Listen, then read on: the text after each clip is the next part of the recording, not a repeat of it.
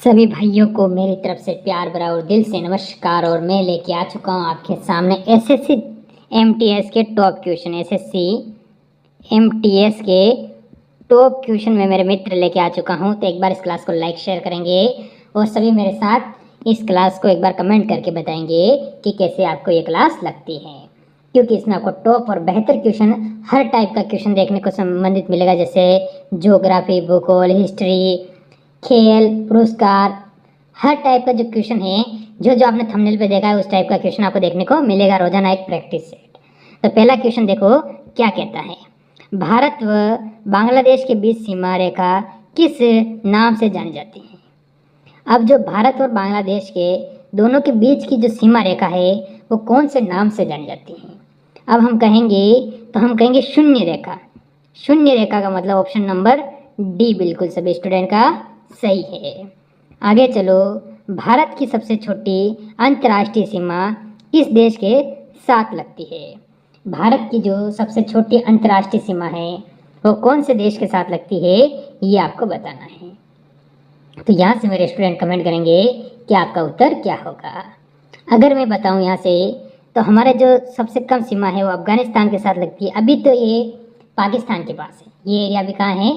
पाकिस्तान के टच में है। बाकी ये हमारा है। अगर पूछ ले तो आप कहोगे 106 किलोमीटर की जो सीमा है वो भारत के साथ क्या करता है? अफगानिस्तान सफ़र करता है। आगे बढ़ो, भारत का कौन सा राज्य बांग्लादेश के तीनों ओर से घिरा हुआ है? भारत का एक ऐसा राज्य है जो बांग्लादेश से तीनों ओर से घिरा हुआ है, यानी सभी तरफ। जैसे एक छोटा सा राज्य है, मैं बता दूं आपको, जैसे ऐसा राज्य है, ठीक है, और इस तरफ से पूरा ही बांग्लादेश उसके सामने लगा हुआ है, बस ये ऊपर वाला हिस्सा ही खाली रह जाता है। तो अब आप बताएंगे कि ऐसा राज्य कौन सा है। अब यहाँ से मेघालय, त्रिपुरा, मिजोरम, असम। तो मेरे सारे स्टूडेंट कहेंगे sir Assam, option number B हमारा बिल्कुल सही रहेगा। आगे बढ़ो अगले क्वेश्चन पर। भारत की सर्वोच्च पर्वत शिखर K2 हिमालय किस श्रेणी में स्थित है? भारत की सर्वोच्च, जो आपको पता है ऊंची पर्वत चोटी, जिसे गार्डविन आस्टिन कहते हैं, या उसे आप कह सकते हो K2, दोनों ही उसी के नाम हैं। ये चीज़ आपको याद रखनी है। अब ये पूछा है श्रेणी में स्थित है, तो कौन सी श्रेणी है? तो कराकोरम, ये आपको ध्यान रखना है। ऑप्शन नंबर ए यहाँ से बिल्कुल सही रहेगा।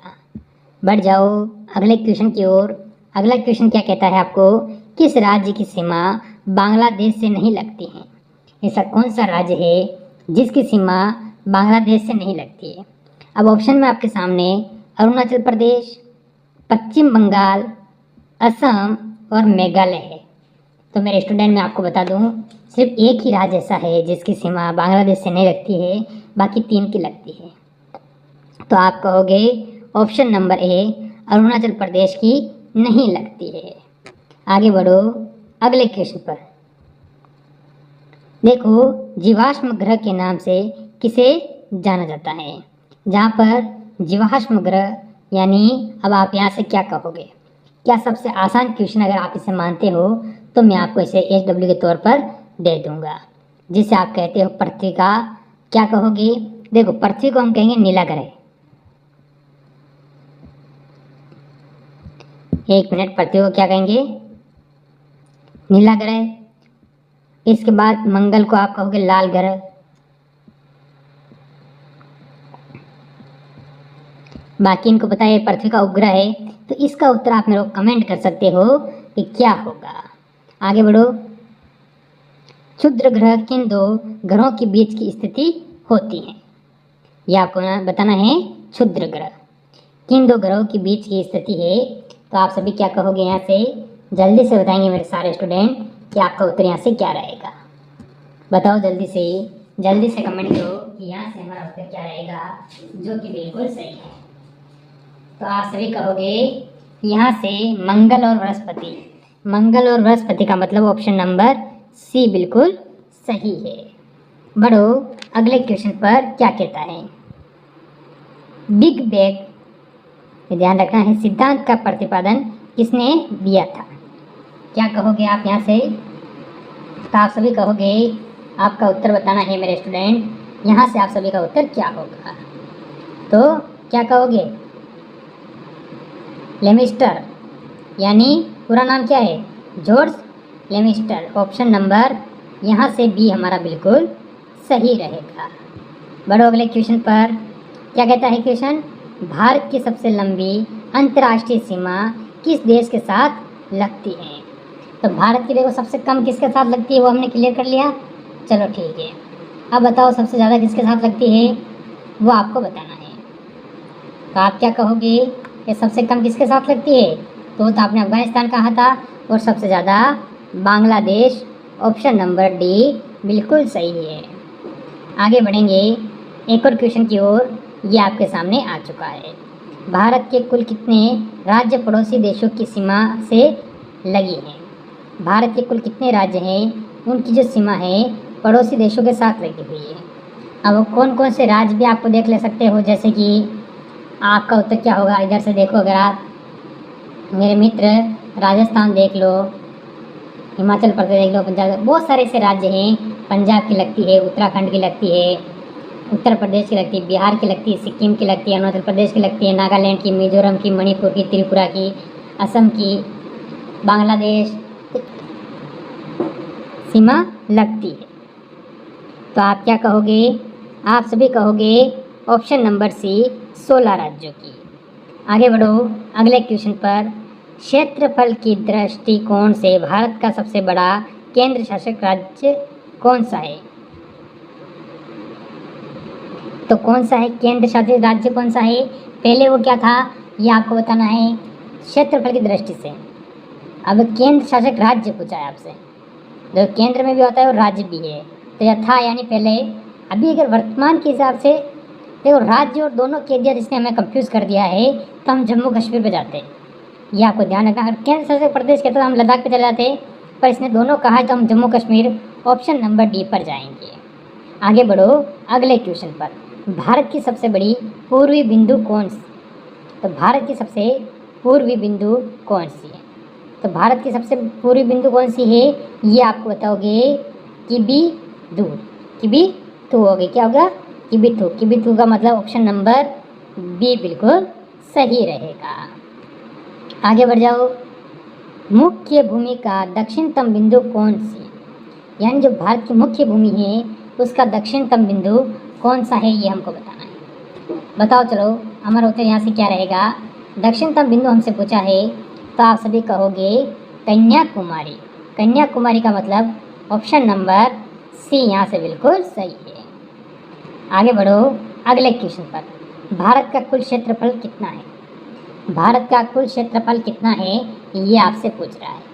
मेरे स्टूडेंट बताएंगे कि भारत का जो कुल क्षेत्रफल है वो कितना है, भारत का कुल एरिया कितना है। तो क्या कहेंगे सारे कि 32,87,263 वर्ग किलोमीटर। तो ये 35 लाख नहीं होगा, हाँ 32,83 हो सकता है, 32,77 ये नहीं होगा, ये नहीं होगा। तो ऑप्शन नंबर बी हमारा बिल्कुल सही है। आगे बढ़ो।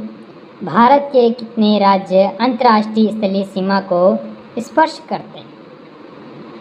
अंतर्राष्ट्रीय अभी बताया मैंने 16 राज्य भी आपको गिन के बताए थे बहुत सारे मैंने। आगे बढ़ो। भारत की जल क्षेत्र सीमा कहाँ तक फैली हुई है? भारत की जो जल की क्षेत्र की जो सीमा है वो कहाँ तक फैली हुई है ये हमसे पूछ रहा है। अब आपको उत्तर देना है कि यह कहाँ तक फैली है। तो आप कहोगे 12 समुद्री मील। ऑप्शन नंबर बी हमारा बिल्कुल सही है। आगे बढ़ जाओ अगले क्वेश्चन पर। भारत के कितने राज्य हिमालय पर्वत को स्पर्श करते हैं? भारत के ऐसे कितने राज्य हैं जो हिमालय पर्वत को स्पर्श करते हैं? जैसे कि अब आप इसमें उत्तराखंड, हिमाचल प्रदेश, ये ऐसे राज्य जैसे सिक्किम है, तो ये क्या हिमालय को स्पर्श करते हैं? तो ऐसे छोटे मोटे कितने राज्य हैं जो हिमालय को स्पर्श करते हैं, या फिर वो कमेंट करोगे। आगे बढ़ो अगले क्वेश्चन पर।